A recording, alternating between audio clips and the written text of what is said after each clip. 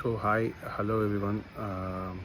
This video is regarding CSK as like sacked by RCB ன்னு சொல்லலாம். இந்த சீசனில் ஒரு மேட்ச் தான் கூட நினைக்கிறேன், சின்னசாமி ஸ்டேடியமில். இந்த மேட்ச்சு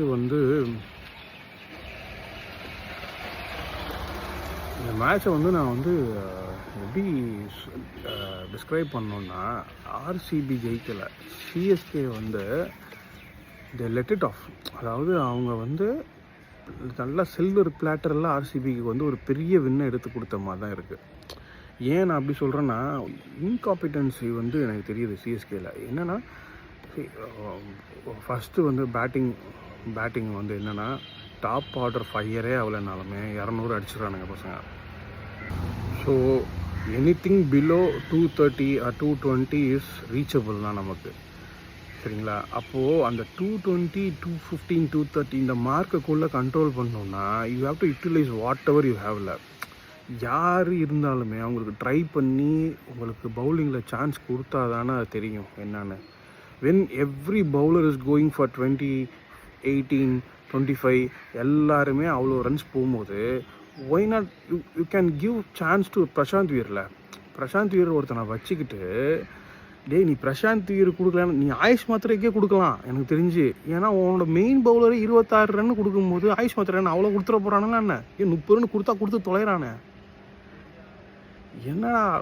அதாவது முதல் 4-5 ஓவர் செம்மையாக போட்டானுங்க, டைட்டாக வச்சானுங்க, ஒரு 10 ரன் ரேட்டுக்குள்ளே கொண்டு வந்தானுங்க. எனக்கு தெரிஞ்சு விராட் கோலி விக்கெட்லாம் எடுத்துருக்கவே தேவையில்லை, வேறு ஏதாவது விக்கெட்டோட எடுத்துருக்கலாம். எனக்கு தெரிஞ்சு அவர் விக்கெட் எடுத்ததுக்கு சால்ட் எடுத்துருக்கலாம். ஏன்னா அவர் இருந்தாலும் சிங்கிள் இல்லைன்னா 125 ஸ்ட்ரைக் ரேட்டில் தான் அடிச்சிருப்பாப்புல. தேவையே இல்லாமல் அவரை எடுத்து இங்கே கொண்டு படிக்கல் வந்தான், அவன் பொழந்தான். ரஜத் படித்தார் வந்தான், அவன் ஸ்டார்டிங்லேருந்து 8 பால் 28 ரன்லாம் எனக்கு தெரிஞ்சு நீ ஆயுஷ் மாத்திரையை போட்டிருந்தா கூட அவ்வளோ வந்திருக்குமா தெரியாது. அவங்க இதில் ஸ்பின்னு போடுறான், அவன் எவ்வளோ ஃபாஸ்ட்டாக போடுறது ஒருத்தன் இருக்கிறான். விட்டுருங்க, அந்த ஹர்திக் பாண்டியாவோட அண்ணன் குருணால் பாண்டியா, இன்னொருத்தன் வந்தான்ல இம்பேக்ட் பிளேயராக, கரெக்டாக சிவம் டூபே யார் அவுட் ஆன உடனே கூப்பிட்டு வந்தானுங்கல்ல, அவனும் ஃப்ளைட் பண்ணுறான். ஏன்னா ஒரு ஸ்பின்னு போடுறான் 100 ரன் போட்டு, ஸ்பின் போடுறானா இல்லை மீடியம் பேஸ் போடுறானா, 100, 103 ஆரம்பிக்கிறதே 99. இல்லை நீ அவனை கண்ட்ரோல் பண்ண முடியல, அவன் அப்படி தான் போட வருதுன்னா, ஒரு ஃப்ளைட் பண்ணுற ஸ்பின்னை நீ பிரசாந்த் வீரை டெவலப் பண்ண வேண்டியதானே.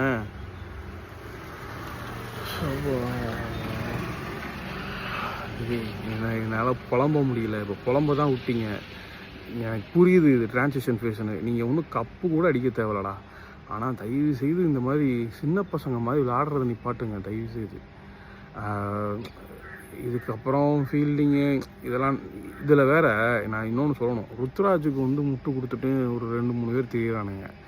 என்ன சொல்கிறதுன்னா, தோனிக்கு இத்தனை பேர் இருந்தாங்க, எனக்கு இந்த மாதிரி பிளேயர்ஸ் தான் கொடுத்தீங்கன்னு. இந்த மாதிரி பிளேயர்ஸுக்கு தான்டா ஐபிஎலுக்கு ஸ்டார்டிங் முன்னாடி நீங்களாம் ஃபயர் விட்டீங்க.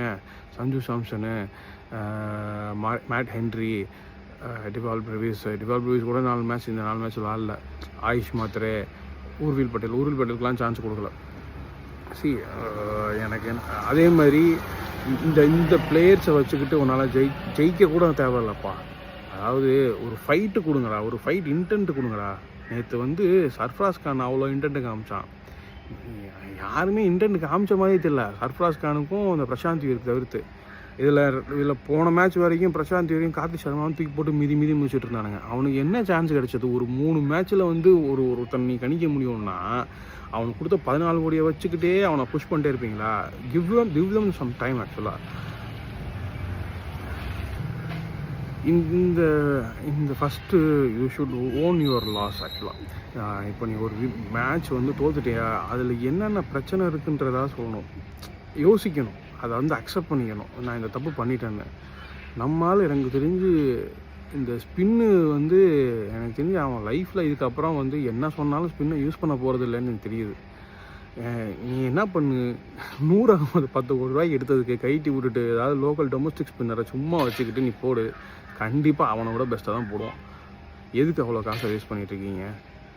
அட்லீஸ்ட் கார்த்திக் சர்மா, பிரசாந்த் வீர் மாதிரி இன்னொருத்தன் டொமஸ்டிக் பிளேயர் 10 கோடி ரூபா கொடுத்தாலாவது அவனாவது வாழ்ந்துட்டு போவான்.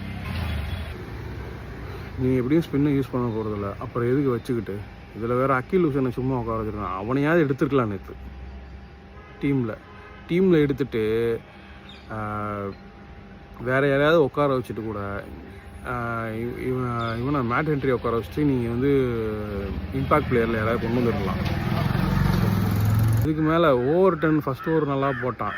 இந்த படிக்கல் விக்கெட்டு விழுந்த உடனே எனக்கு தெரிஞ்ச அடுத்து எவனா அங்கேயே ஸ்பின்னை கூட முடிச்சு விட்டுருக்கலாம். 17வது ஓவர் 100 ஆகும்போது எனக்கு வந்து இந்த ஆல்வி மார்க்கர் விராட் கோலி சீன்லாம் வந்துட்டு போயிடுச்சு எனக்கு. அவன் பிறந்தான் பாரு, ஐயோப்பா அடினா அடி, சரியான அடி. எப்பா ஏதாவது பண்ணி தொலைங்கடா எப்பா. நெக்ஸ்ட் மேட்ச்சில் நீங்கள் தப்பு கூட ஜெயிக்க வேணாம், அட்லீஸ்ட் ஒரு 2-3 மேட்சாக ஜெயிங்கடா. நன்றி, வணக்கம்.